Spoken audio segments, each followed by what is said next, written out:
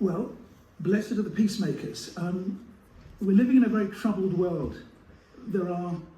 I know we're focused on Israel and Ukraine, but there are 5 major wars in the world at the moment. 5.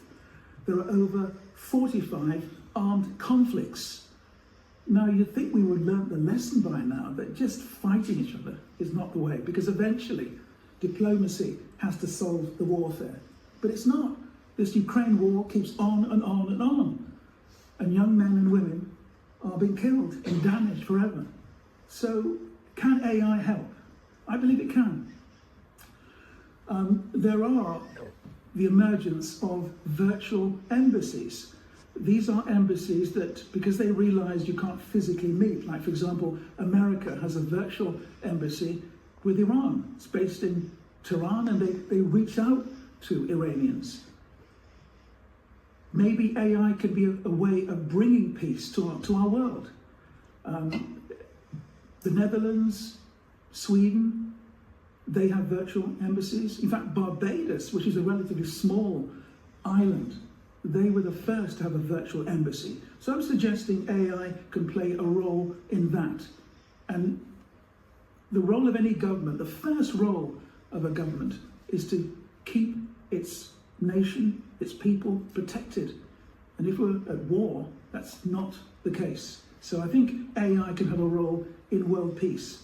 It's a journey, not a destination. AI and health, well, I don't need to tell you, that is really moving fast. We can have virtual twins of your body and experiment on the virtual twin to cure the cancer in your real body. Now that really is exciting. And that's going to bring down waiting lists and actually bring down, we hope, the cost of healthcare. I mean, it's dreadful at the moment. We are pouring billions into the NHS, but it's like pouring water into a bath with a plug out. The money's just going nowhere. But through AI, we could advance technology to save lives, especially various forms of cancer. Well, it's interesting. I don't know how you feel about this, but in Las Vegas, they are trialing robo-taxis. So there's no pedal, there's no steering wheel, you just get in it. Well, I'm with you in spirit when you want to go into the robo-taxi, but by the end of the year, there'll be robo-taxis where you get in, but there's nobody there to tip. But it's coming. Tesco, I think you will recall just a few days ago, they're using AI now to laser tattoo avocados. So they put the branding actually on the fruit to save the plastic waste. I think that's an amazing step forward. We're living in a world where there are millions of hungry people, but other parts of the world where there's huge food waste, too much food. Obesity is the problem, especially in America.